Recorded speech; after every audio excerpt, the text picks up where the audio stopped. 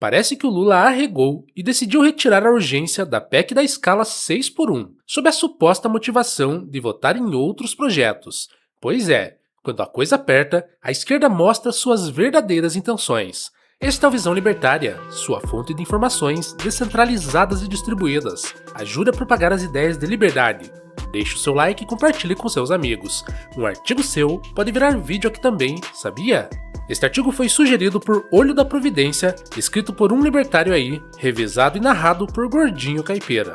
O presidente Lula resolveu no dia 16 de junho deste ano retirar a urgência do projeto que proíbe a escala 6x1 e reduz a jornada de trabalho para 40 horas semanais. A decisão permite que a Câmara dos Deputados retome outras votações de projetos de lei tão ruins quanto este, como a regulação das IAs e a criminalização da misoginia. De acordo com eles, tal ação visa preservar o texto original da proposta, servindo como um gesto a Hugo Motta, presidente da Câmara, que teria ficado incomodado com a paralisação das demais votações.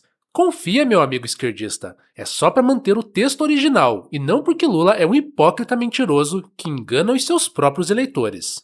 Projetos de lei com urgência podem ser enviados pela presidência. Propostas assim possuem um limite para votação de 45 dias na Câmara e 45 dias no Senado. Caso contrário, ele impede a votação de outros projetos de lei no plenário da casa onde ele tramita.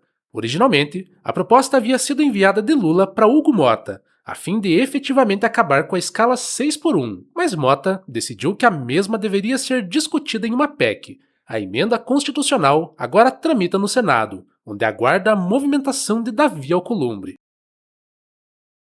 Sobre a escala 6x1 ser uma péssima ideia, não é novidade. Eu, autor desse artigo, já escrevi outro texto sobre isso, mas para resumir, eu vou deixar aqui algumas ideias do porquê. Primeiramente, é impossível reduzir a escala sem reduzir o salário, ao menos no longo prazo. Depois, é necessário afirmar que, no final das contas, os mesmos trabalhadores, por ganharem menos, terão que fazer um bico aos sábados, como o Uber, por exemplo. A escala 6x1 acontece porque a carga tributária brasileira é alta demais, fazendo com que as pessoas tenham que trabalhar mais para compensar isso, e não por causa do empresário malvadão. Além disso, empregos que necessitam de menos capacitação têm mais oferta. Portanto, a quantidade paga por hora é menor, e, consequentemente, para compensar isso e conseguir sobreviver, é necessário trabalhar mais.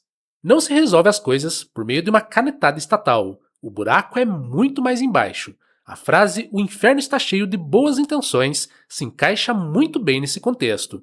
Acreditar que proibir a escala 6x1 vai resolver tudo é acreditar em conto de fadas. Só que, claro, esse tipo de projeto idiota sempre vai ter espaço em governos, porque estes precisam da aprovação do povo, especialmente os governos democráticos, ou sabor democrático, como é o caso do Brasil.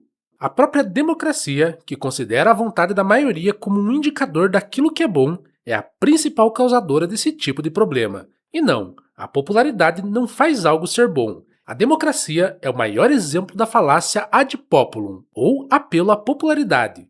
Isso acontece porque políticos sempre querem ser eleitos para manter suas mordomias. Imagina, trabalhar de verdade, onde se você for incompetente, você é demitido. Cruzes. Políticos querem o emprego seguro deles durante os 4 anos. Emprego esse que tem o salário baseado em roubo e cuja única função é podar as liberdades alheias. Por isso que a demagogia de projetos, como o fim da escala 6x1, sempre vai prevalecer em governos, principalmente nos democráticos.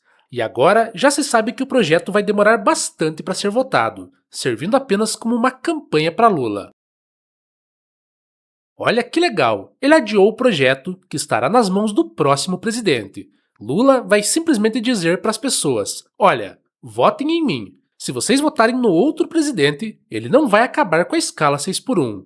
Isso vira um ciclo vicioso que se repete a cada novo governo do PT. E assim, o homem guia a carroça, estendendo a cenoura para o burro correr atrás. Só que os burros somos nós, que somos obrigados a votar em representantes idiotas, os quais mandarão nas nossas vidas durante 4 anos e decidirão o que poderemos ou não fazer.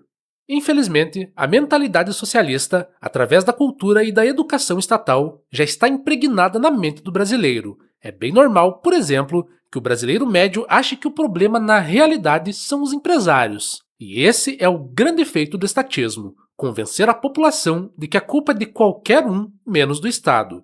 Mas o maior feito do estatismo é, como disse Patrick Carroll, criador da série libertária Turtle Twins, fazer as pessoas acharem que o problema é quem está no poder agora e não o próprio sistema. Pode trocar de presidente infinitamente, trocar todo mundo do Congresso, trocar todos os partidos, trocar até o povo, e os problemas do estatismo vão continuar acontecendo. Problemas como controle social, controle econômico, demagogia, falta de ética e outros problemas inerentes ao próprio sistema vão continuar existindo, independentemente de quem esteja no poder.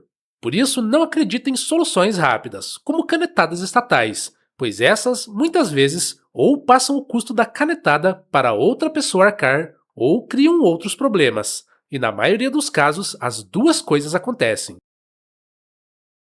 As pessoas possuem realmente uma mentalidade de que se está escrito em um pedaço de papel higiênico chamado de Constituição, é porque vai acontecer exatamente daquele jeito.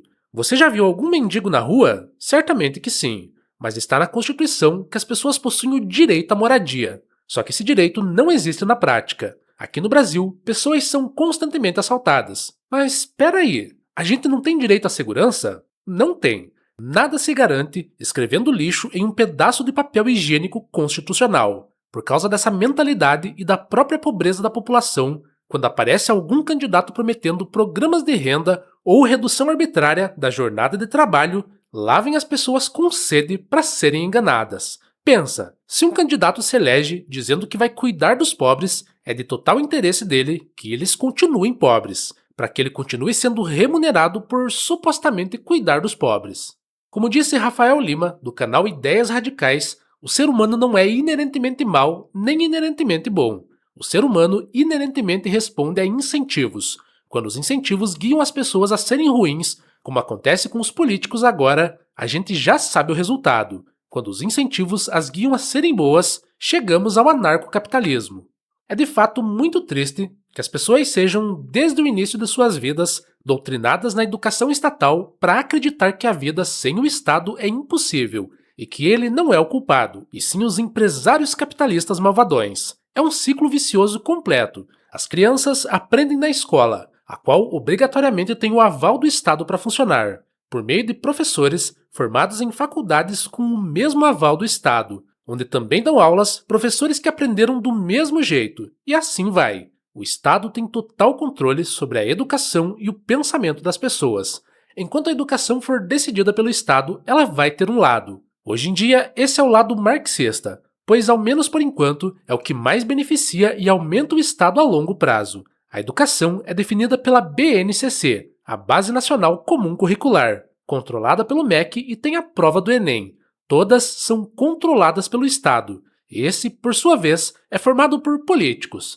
E políticos, por sua vez, possuem alinhamento político e partidário. Ou seja, eles têm partidos. Opa, chegamos à raiz do problema. Enquanto a educação for controlada pelo Estado e, portanto, por políticos, ela sempre vai ter um lado. É daí que vem a resistência a determinadas ideias, principalmente as liberais e libertárias. Os políticos precisam dizer que são úteis, e é por isso que eles querem controlar a educação. Desde pequeno, você é ensinado que o Estado é necessário para acabar com os monopólios e para que o capitalismo malvadão não destrua o meio ambiente. Desde pequeno, você vê ideias russenianas, como a do mito do bom selvagem, colocando o indígena como bonzinho e exaltando o estilo de vida primitivo ou o contrato social. Ou até mesmo as ideias hobbesianas, como colocar o Estado como um mal necessário e que os seres humanos são ruins por natureza. São ideias que, apesar de opostas, sempre legitimam o Estado de alguma forma, e isso não está certo. Dito isso, jamais se deve acreditar em políticos,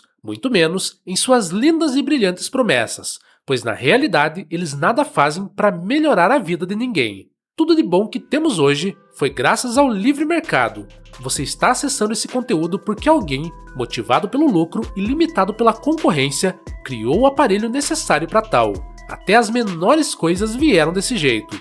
Nós só vivemos do jeito que vivemos hoje devido a séculos de livre mercado, que proporcionaram as melhores invenções e o mais alto padrão de conforto alcançado até então. Obrigado pela audiência. Este é um canal colaborativo. Participe você também. Cadastre-se agora mesmo em nosso site visãolibertaria.com e envie os seus artigos por lá. Os colaboradores recebem recompensas em Bitcoin. Inscreva-se no canal e clique no botão da campainha para ser avisado de novos vídeos. Até a próxima!